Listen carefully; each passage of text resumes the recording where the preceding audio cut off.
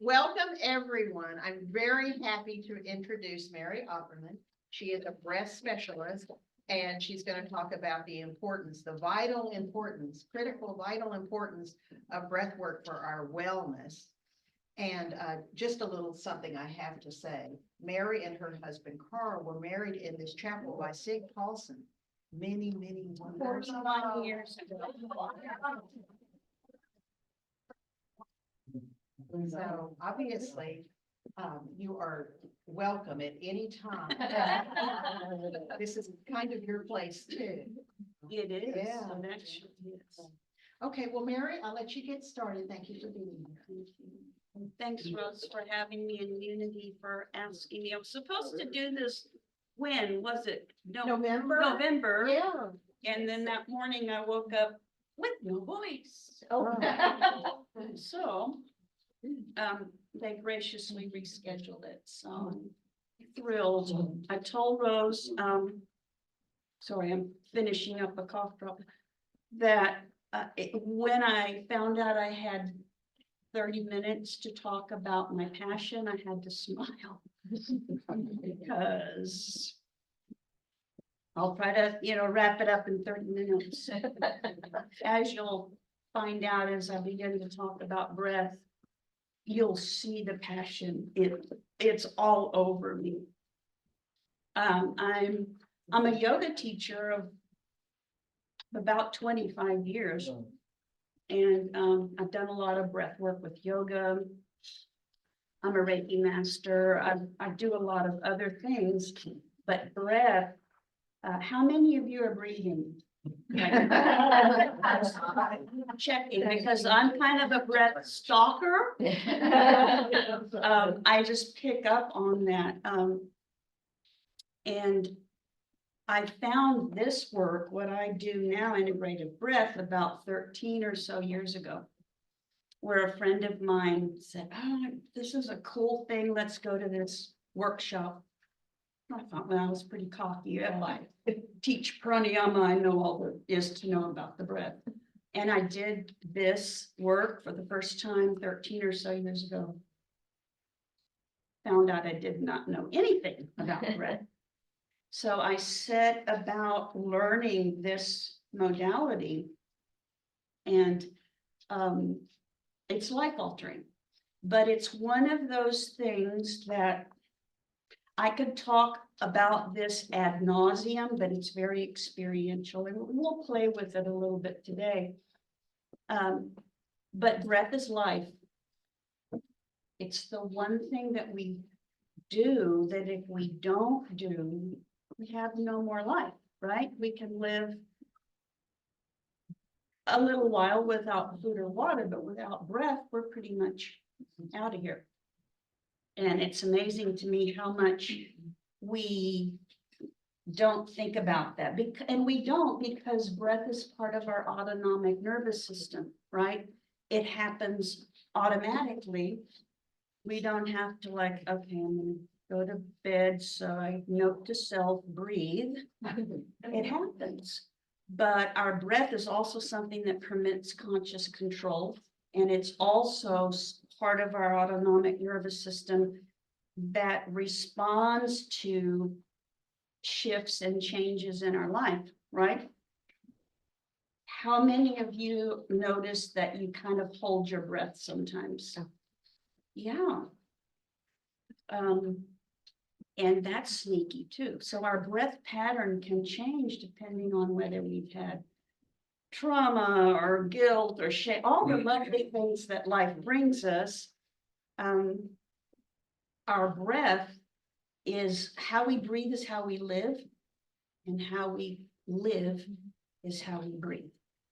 And your breath will never lie to you. That's why as a breath facilitator, I look at people's breath, and it gives me a lot of information because it shows up in how we breathe. It shows up in our bodies. Your breath is your most intimate companion. It's the first thing you do when you enter this physical existence, and it's the last thing you do when you leave. And it's always amazing to me how little attention we pay to that. Basically, we're a nation of kind of shallow chest breathers. Yeah, we're just.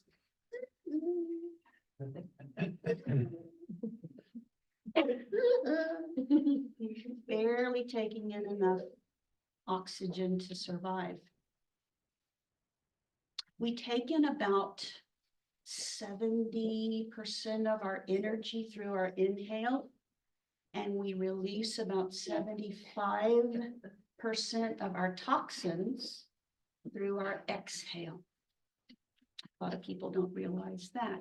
So if we're not taking a full, complete, connected breath, what happens to those toxins? They recirculate in our body because they're still in there. Asthma, COPD, upper respiratory stuff, allergies, foggy brain, lethargy, fatigue, all of that, because we're not taking in the most vital nutrient that our body needs, and that is oxygen. I think of breath more on a spiritual level. I'll tell you a little bit about the physical part, but for me, the Latin word for breath is spiritus. You are breathing in spirit. Every time you take a breath in, you're breathing in spirit. So on a physical level, what this type of breathing does is it relaxes your body because you're taking in a lot of air, oxygen. And when you take in oxygen into your lungs, it goes into the cells, the muscles, the tissues, and it relaxes you. This type of breath is done through the mouth. Now, you're not going to go out in Houston, Texas, the mildew capital of the world, and breathe through your mouth all the time. This modality is specifically designed for open mouth breath, simply to bring in as much oxygen as possible. So we'll play with that a minute. So just where you are, just kind of sit up tall. I can see now that we're talking about the breath, people are going, right? Just talking about it brings your focus to it. So just no special breath, just breathing through your nose. You can close your eyes if you want. I tell my meditation students that wherever your eyes go, your mind's going to follow. So closing our eyes just takes us inward. So just breathe, just like you are now. Just breathe in and out with your focus on your breath. And feel where your breath is kind of easy coming in and out, like there's not a lot of effort, like an ocean tide, easy in, easy out. When you locate that spot in you, that easy place where your breath is, just put your hand there for a second.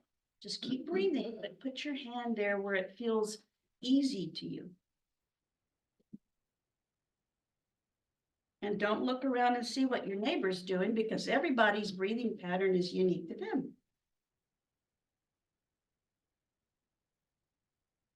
Okay, relax your hand. Now we're going to try integrative breath, which is an open mouth breath. I'll show you what it looks like. And somebody's yawning, and that's great because your brain's going, oh, more oxygen, I'll have more of that. Your brain is the one organ in your body that requires the most oxygen but gets the least, because we're all the time. So now relax. I'll show you what this type of breath looks like, and we'll play with it for a second. It's a deep inhale, a relaxed exhale with no pauses. It looks like this.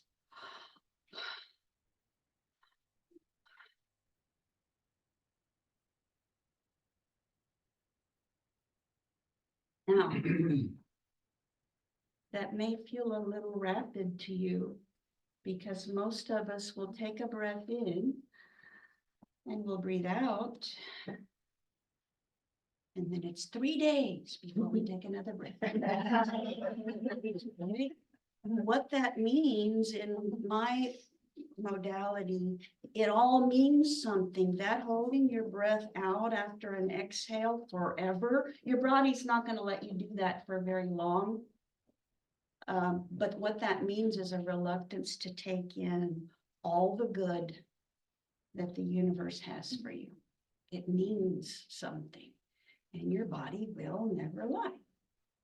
But if you don't know what you don't know, so enter the breath facilitator. And there's two sitting on the front row, part of my entourage, Marcy and Blanca. Marcy just graduated from my breath training course, and Blanca's right now in the throes of it.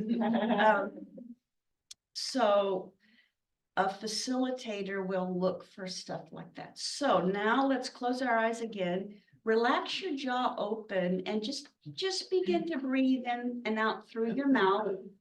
Don't try to do anything special, right or wrong. But what I want you to focus on as you do this, just take a few breaths, feel your breath moving in your body. And you may feel, where is it? Where do I feel it the most? In my belly, in my chest, in my ribs? No right or wrong answer, no good or bad.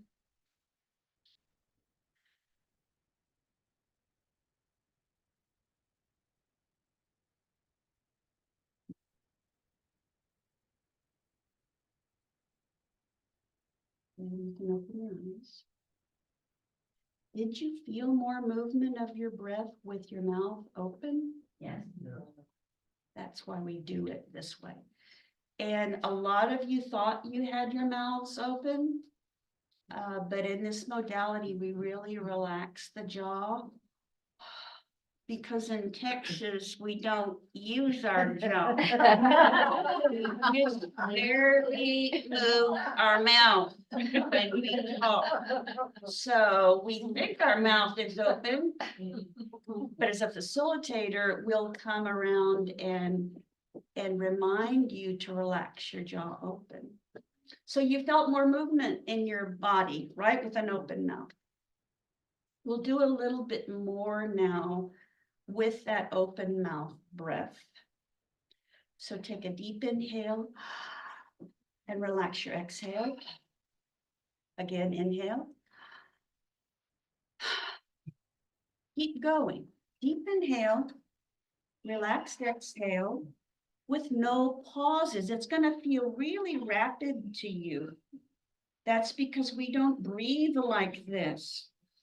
It takes us 3 days to take another breath in. Keep connecting your breath.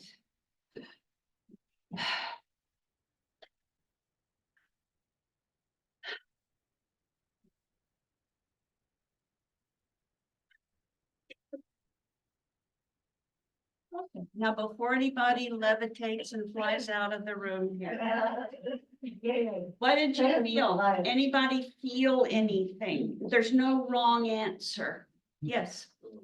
Yes, your check's in the mail. Lightheaded, he said, because your brain is the one organ that needs the most oxygen, but gets the least. And now when you breathe in this way, your brain's going, I'll have some more of that, please. But sometimes it manifests with a little bit of lightheadedness. That goes away after you continue super oxygenating your brain and your body. Anything else? We didn't do this for very long, but anyone notice anything else? My mouth got really dry. Yes, and that's because we're breathing through our mouth. So when we do this type of work, we tell our breathers, if your mouth is going to get dry, just close your mouth, swallow, moisten, and go back to that open mouth breath. That's just a natural byproduct of breathing through your mouth. But like I said, not something that you do on a regular basis. This book by James Nestor called Breath, one of the best books on breath that has come down the pike in a very long time. Highly recommend. But he begins the book by an experience he had of only breathing through his mouth. He plugged his nose so he could see what happened when he breathed through his mouth. The results weren't shiny. And when I first read it, I thought, oh my God, I'm killing people. But it was an experiment and not a specific modality where you use open mouth breathing, because when we do a breath session, that type of breathing is maybe 20 or 30 minutes. You're not doing a extended period of time. So the tools that we use in this kind of breath work is the breath. That's your major. Your deep inhale, relaxed exhale, no pauses. We use music, which is an amazing tool because music is frequency, it's energy, it has the ability to evoke a memory or evoke emotion. We use invocations, we call in assistance, help, and we use intention, where if you're not familiar with intention, it's, asking your heart, what do I want most in my life right now? And you ask that question, something will always come up. So sit for just a few breaths and ask in, what does my heart want most right now?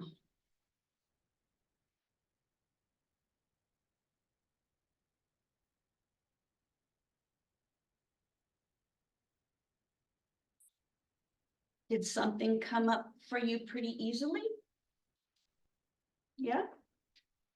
If it was to win the $1 billion lottery, that's okay too, but I would say frame it in the manner of, I choose unlimited abundance instead of, I'm gonna win the lottery. So how we frame our intention is important too. We use facilitation in this kind of work where the facilitator is kind of touching different parts of your body, because what we're looking at is where your breath is moving and where it's not. And we'll use like a decree or an affirmation with it. Let's just play with that for a second. Where do you hold most of your tension? Anybody? Shoulders? Yeah. Shoulders is a pretty general one, but if you ask, 100 people, you may get 50 different answers. I'm also a body language translator, which works beautifully with breath work, because not only will your breath never lie to you, your body will never lie. And what stuck energy, not breathing, will manifest in tension in your body. Shoulders, let's just use shoulders as an example. Shoulders is about burdens or the weight of the world. Does any of you feel like you have the weight of the world on your shoulders sometimes? And since our body is a manifestation of our subconscious mind, it's gonna come out some way, somehow, in some manner. Are you following me so far? Yes. Okay. Yeah. So I'll use myself as an example. And let me just say, the left side of our body is female, receiving, intuitive. The right side of our body is male, expressive. So if something's going on left or right, that means something as well. So for me, left shoulder is a big thing for me, because I have to be perfect. I have to get it right. I'm Miss gotta do it right person. Left shoulder right here is about anger, judgment, resentment towards myself, right? That's what that stuff means. Right shoulder, anger, judgment, resentment towards others. So left is about yourself, right is towards others. Right shoulder, you may be a little pissed off at somebody right now. Or you may be angry at yourself. So that's kind of how the body language works with the breath. If I were facilitating me, I would come to my left shoulder and touch there and say, I give myself permission to let go of any judgment toward myself. And you might ask the person, breathe into where you feel my hand. So what this breath does, on a physical level, it's gonna really relax your body because you're getting a lot of oxygen to your blood, to your cells, to your tissues. That biomechanically relaxes your muscles. Mentally, emotionally, we have issues in our tissues, burdens, anger, fear. When this breath work kind of bumps up against that stuckness with the kind of help of the facilitator, that stuff begins to move up and out. Not to say you do one breath session and rainbows and unicorns and angels descend and life is great. But you begin to move bits and pieces of it. It's like layers of an onion. My big thing has always been fear.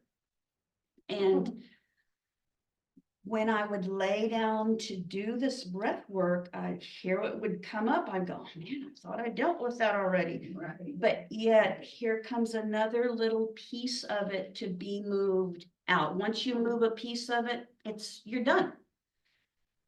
And now after doing this work for 13 years, if fear comes up, those episodes are fewer and further between because I keep moving them up and out. I'm done. That's the good news as you continue to do this type of work. So fear for me is not as big a bugaboo as it used to be. That's the good news. So on a mental, emotional level, you begin to move some of this stuck stuff up and out. And what you're left with on a spiritual level is the truth. I get emotional. The truth of who you are, which is love and joy and peace and ease. That's what you were created for. Newsflash. Not the grief, not the guilt, not the shame, not the fear, not the burdens, but love, joy, peace, bliss. And when we get out of touch with that, all it is something inside us saying, you're a little bit out of alignment with the truth of who you are, because you are not fear. You're not guilt. You're not shame. You're love. You may not feel it some days, but wouldn't you want to know that any negative emotion that you might have is it's not good or bad or right or wrong that we might have been raised to believe. It's simply an indicator that you're out of alignment with the truth of who you are. Wouldn't you want to know that? Yes. Yeah. Amen. We're not in it. But I figured I'd throw that in there. I'd want to know that. And breath work, this type of breath work is a massively beneficial tool, because breath work will shine a light on certain things that you may have just cowboyed through or decided, well, that's the way it is, or just couldn't shift it, or for whatever reason. And the facilitators, I tell them, they've heard me say this ad nauseum. We are just the hired help. Spirit, source, universe is what's doing the work. We're just here poking on you and providing space and saying some things. We're facilitating, but what's really doing the work, shifting and changing, is your breath. Spiritus, source, spirit. Whatever word that you have for the power that beats your heart, for the power that creates worlds, whether it's God, source, spirit, universe, whatever you call it, it's in you. There's this physical part of us that's sitting here, which I call the meat sack. That's kind of gross. But it really drives home the fact that that is not the greater part of you. The greater part of you is that light. That's why I always have a light when I do breath work or when I speak, is to remind us of the light that's in us. And sometimes that light may get really, really dim, but it's there. And breath work will kind of stoke that light to help you remember who you really are. So with breath work, there's the physical piece, there's a mental, emotional piece, there's the spiritual piece. And we use different tools for this work. Right now, I'm just going to ask you to do one more little exercise with your breath. So as you kind of sit up tall, put one hand kind of, your palm kind of right over your belly button with your fingers spread wide. That's going to cover more area. And your other hand right where your heart is. And if you're comfortable closing your eyes, just begin to breathe. Easy in, easy out.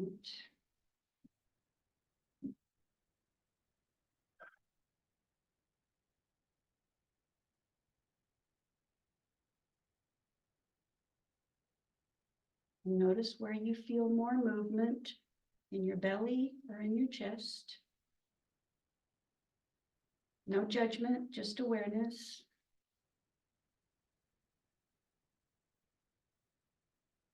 And now if your mouth is not open, just keep your hands where they are. Relax your jaw open and begin to breathe in through your mouth. Deep inhale, relaxed exhale, no pauses.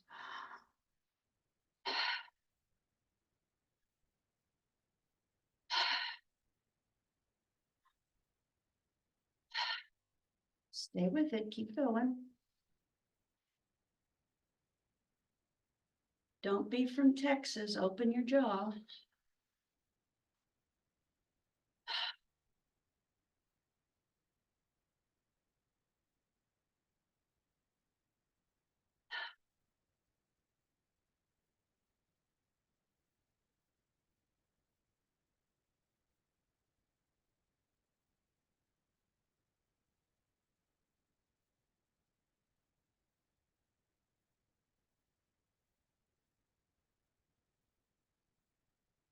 You need to close your mouth, moisten it, swallow, do it. We'll go back to an open mouth breath.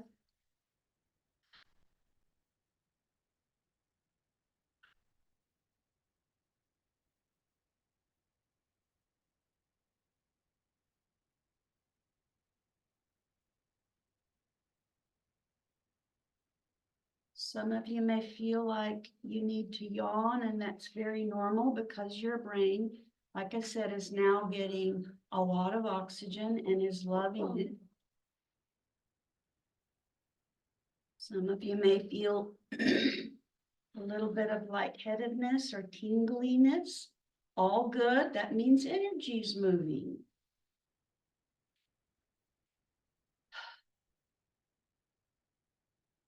Okay, and just relax your hands, open your eyes, and tell me what your experience was. There's no wrong answer.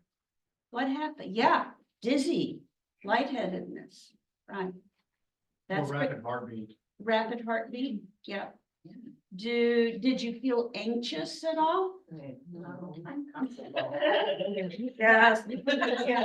I'm always anxious. Did anyone feel anxious?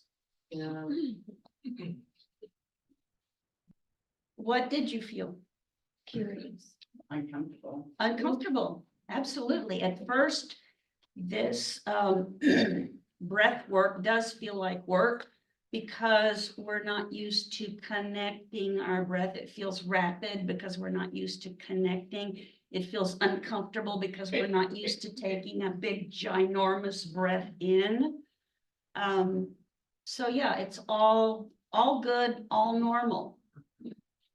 For me, it felt like a next level, like exercise. And it's, the first level would be my chest, the second level was down below, Okay. which I usually don't pay attention to. Right, and because me and Marcy and Blanca can't come around to each, we would if we had the time, trust me.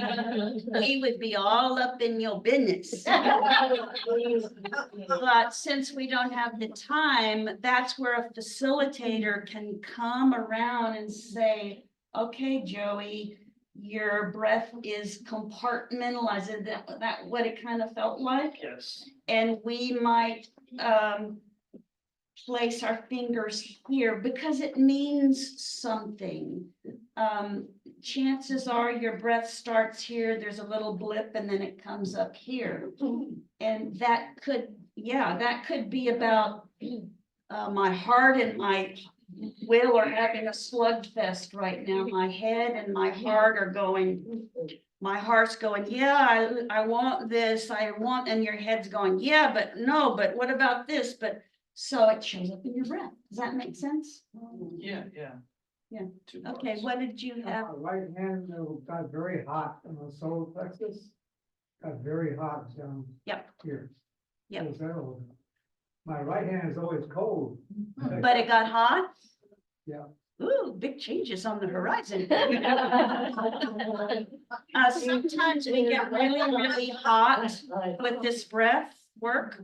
Sometimes we get cold. That's why we keep saying we're the hired help. It's not our breath session. Heat is about burning up, changing, purification, activity. And since you felt it in your solar plexus, that's all about your personal will, your personal power. And there may be something in your life that is calling to be burned up or shifted or changed. Does that make sense? Yeah. Does that land for you? Okay. Yes. Without getting too deep into anyone's personal experience. So that's kind of how this works. When we do private sessions, we do a little more one-on-one coaching. What's going on and where do you feel this stuck in your body? And we'll talk about it. Then we'll lay down and do a breath session and specifically address that. Oh, you know what I just thought, Rose? We could do a group session here one time. Let's do that. Yeah. So what we do in a group breath session, it's equally as powerful, but it's a different kind of energy. As facilitators, we go around and spend as much time as we can, depending on how many people are in the room. And we'll try to address what's going on. Sometimes in a group session, we'll do what we call a breath translation, where one person will volunteer to just come and lay down, and we'll everyone, because it helps everyone, look at their breath and then we'll translate it. You know, there's no breath in the belly, or there's no breath in the chest, or a lot of this work, y'all, is intuitive. When my trainees, they go, how did you know that? How did you know to go there? Well, but it's because I'm the hired help. It's not because I'm all knowing. It's very spirit-led, very intuitive work. And we'll translate what we see. If there's a little bit of learning involved, no breath in the chest generally means heart's closed down, heart is guarded. There may be a lot of hurt or trauma or heartache. No breath in the belly could mean this person is not very much in their body. They're not really grounded. They may not be really sure of what their purpose is here on this earth. Breath and body never lie.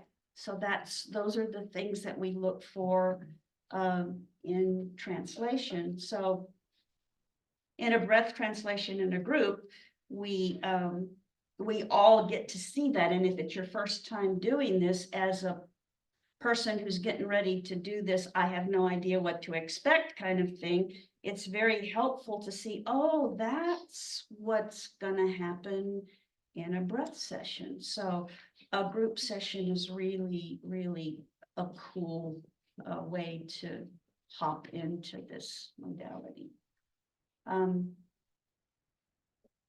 just getting that I'm gonna wait and see if you have any questions, because I have thrown a lot at you just now. Any questions? Yeah. So what is, I guess I'm just gonna say, what do you say about somebody who has respiratory issues or has to sleep with a CPAP or not me asking for? Let's make that clear. Is it a snoring issue? Yeah, There's some certain obstruction in the airways. There could be some hesitation to take in all the goodness of life, because your inhale is your receiving breath. You're taking in breath. Your exhale is your letting go breath. So this person may have, may not feel like they deserve to take in all the good the universe has for them. and so with the same other types of things like allergies or somebody's constantly congested, and you were saying the body and the breath are so connected, is one being manifested because the other, or I mean, is it the chicken or the egg? I mean. Yeah, my thinking, my theory is everything starts at a cellular, emotional level. And then it is manifested through our body eventually. I mean, stuff can go on for years and then all of a sudden, I'll use myself as an example. I've got a left hip issue going on right now that is finally making me just stop and slow down because I wasn't listening. And left hip is all about taking a step back, gaining perspective, slowing down. And I'm going, okay, I've got it now. That's my lesson to learn. But sinus, you can tell I'm not passionate about this at all, right? Sinus is, it's hard, I can't. Allergies, it's hard, I can't. Whatever it is, that's kind of what sinus allergy issues translate to. Does that answer your question? Thank you. Yes, ma'am. What are the different breathing modalities that you use? Because you have a thing here about cancer and breathing. What modalities? Yeah, I use strictly integrative breath, which is a deep inhale, a relaxed exhale, no pauses.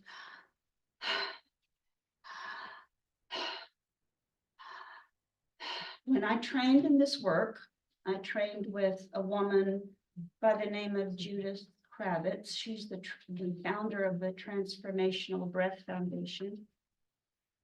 And her story is 30 plus years ago now, she had a tumor in her throat, and she chose, personal choice, to forego traditional treatment, and she started this breath. She started breathing like a lot. Tumor was gone, never returned. That's her story. Now, if I had cancer, depends, I may decide not to breathe it away. I don't know, but that's what she chose to do, and that's her testimony. But what has been proven in a lab back in 1947 was that cancer cells cannot thrive in a highly oxygenated environment. They cannot. Enter breathwork. Now that's 1947. Why they did not take this information, and well, we all know why they didn't. I won't get into that.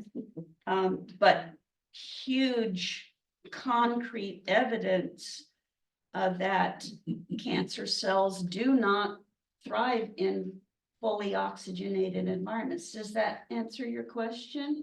How long do you have to do that per day? Is it like an hour-long thing, or what is how long do you have to do that? There's no prescribed time. If you find yourself with experiencing cancer, I would do it daily. And I'm not gonna get into my specific thoughts on it, but remember, it's a tool, just like anything else. And I have a friend whose husband had cancer, and she had me coming to the house quite often to do breath sessions with him, but he was supplementing it with other therapies, traditional therapy, whatever. It's a personal choice. But what I'm saying is breath cannot hurt you. I've never had anyone die doing this. I've never had anything bad happen to anybody. And part of that is, as a facilitator, before we touch anyone, when we're doing breath work, we are coming into your energy field, which is very sacred. It's very, very sacred. And we must be, our intentions must be pure. Does exercising count as breath work in that sense, or does it have to be intentional? Just exercising and you're doing the breath? Yeah, it can count, but like I just said, I think intention is huge. If you've never played with intention, it's another tool separate or apart from breath work that can be very, very powerful, because our mind is a very powerful thing, and using a mind-body technique, it's awesome. It works. Yes, ma'am. What's the difference between, you said to breathe through your mouth only, what, I've heard it's also beneficial to breathe through your nose only as well. Can you explain the purpose of just? Yeah, if someone, I've had a lot of clients who go, man, I just cannot breathe through my mouth. I said, okay, just breathe through your nose then. It's not a deal breaker.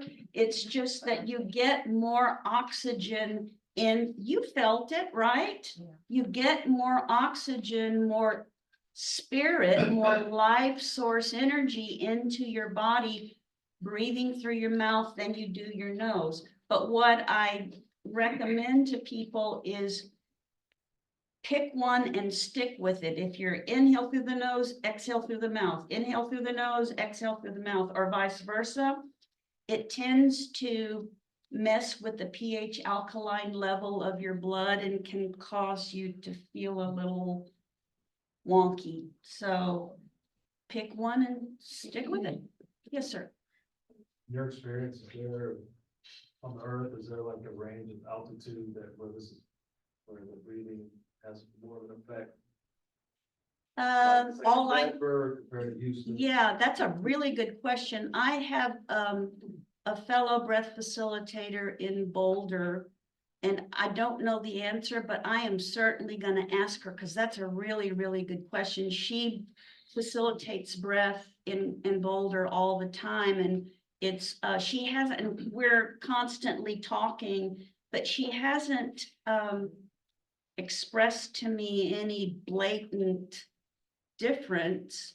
All I know is when I go to the mountains, it takes me 3 days to get a big breath in. It does affect, right, and I see where you're coming from. So, yeah.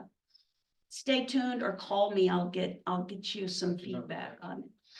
There's Yes, sir. concern about air pollutants. When we breathe through the nose, the pores, they purify the air. We don't have that purified in the throat or in the mouth. Exactly. So Yeah, because our nose was specifically designed to warm and filter and purify air, because all our lungs really want is warm, filtered air. And that's why you don't do that on a regular basis. This is done in a specific setting for a short amount of time.